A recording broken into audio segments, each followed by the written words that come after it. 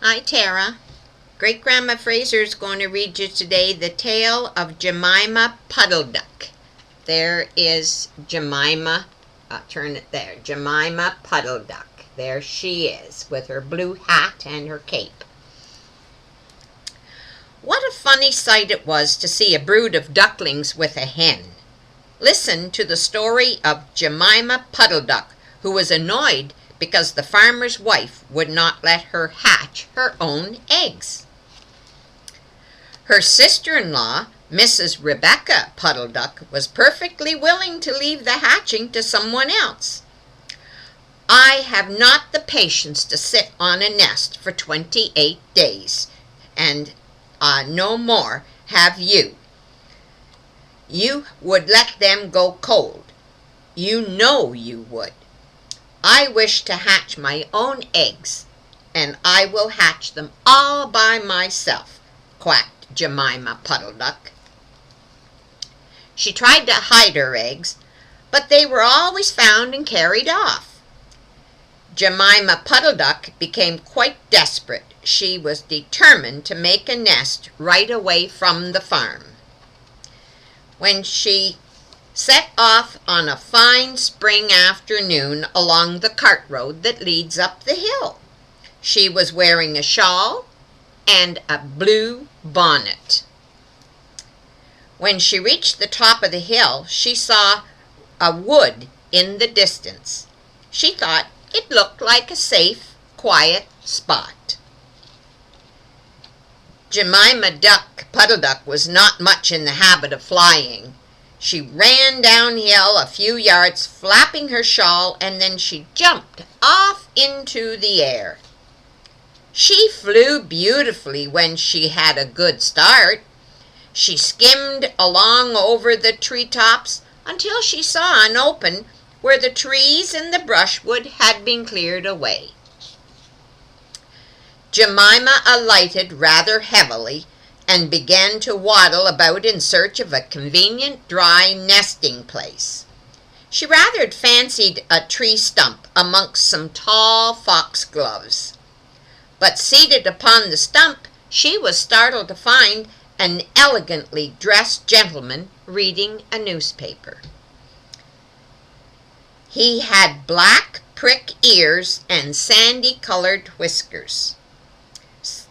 "Quack," said Jemima Puddle Duck, with her head and her bonnet on one side.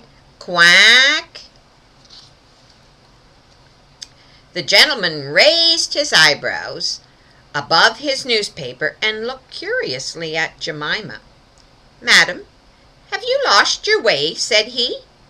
He had a long bushy tail, which he was sitting upon, as the stump was somewhat damp. Jemima thought him mighty civil and handsome.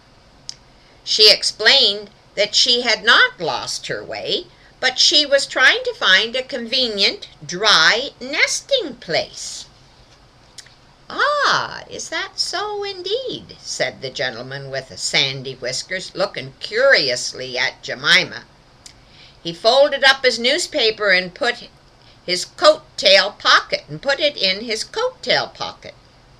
Jemima complained of the superfluous hen. "Indeed, how interesting! I wish I could meet with that fowl. I would teach it to mind its own business. Can you tell me what the gentleman looks like? What does he look like with that big, fluffy tail?" "Yeah, that's right. But as to the nest, there is no difficulty. I have a sack full of feathers in my woodshed. No, my dear madam, you will be in nobody's way. You may sit there as long as you like," said the bushy, long-tailed gentleman. He led the way to a very retired, dismal-looking house among the foxgloves. It was built of faggots and turf, and there were 2 broken pails, one on top of another, by the way of a chimney. "This is my summer residence. You would not find my winter residence so convenient," said the hospitable gentleman. There was a tumble-down shed at the back of the house, made of old soap boxes.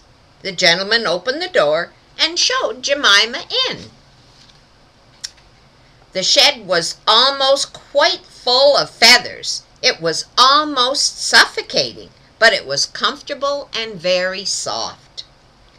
Jemima Puddle Duck was rather surprised to find such a vast quantity of feathers, but it was very comfortable, and she made a nest without any trouble at all.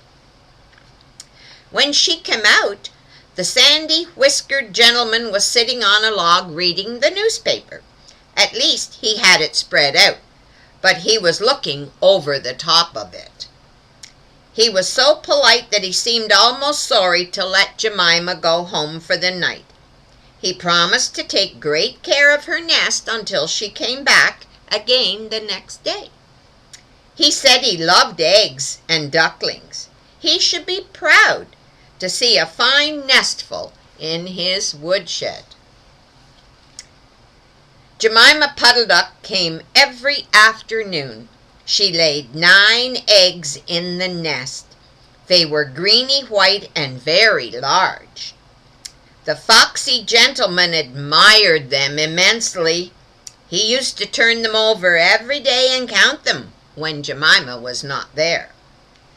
At last Jemima told him that she was intended to begin to sit the next day.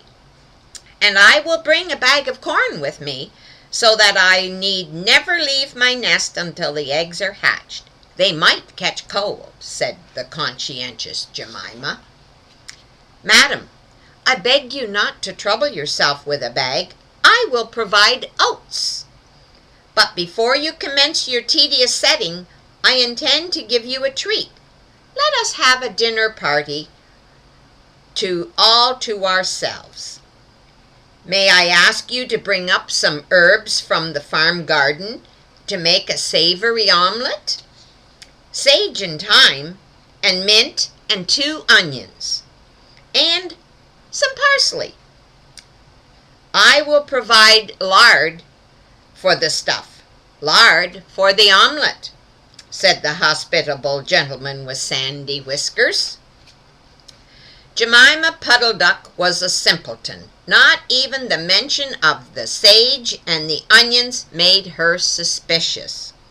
She went around the farm garden, nibbling off snippets of all the different sorts of herbs that are used for stuffing roast duck. Wow, and what is Jemima Puddle Duck? She's a duck. And she waddled into the kitchen and got 2 onions out of the basket. The collie dog, Cap, met her coming out. "What are you doing with those onions? What do you do every afternoon by yourself, Jemima Puddle Duck?" Jemima was rather in awe of the collie, and she told him the whole story. The collie listened with his wise head on one side. Then he grinned when she described the polite gentleman with the sandy whiskers. And there's the collie dog, Cap. Let's see if we can get Cap there so you can see him. There he is. There's Cap, the collie dog.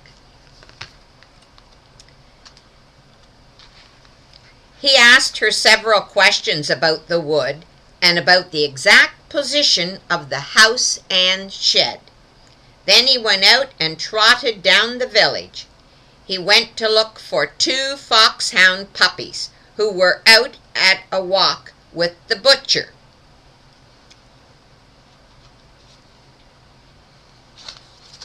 Jemima Puddle Duck went up the cart road for the last time on a sunny afternoon. She was rather burdened with bunches of herbs and 2 onions in a bag. She flew over the wood and alighted opposite the house of the bushy, long-tailed gentleman. He was sitting on a log and sniffed the air and kept glancing uneasily around the wood. When Jemima alighted, he quick jumped. "Come into the house as soon as you have a look at your eggs. Give me the herbs for the omelet. Be sharp." He was rather abrupt. Jemima Puddle Duck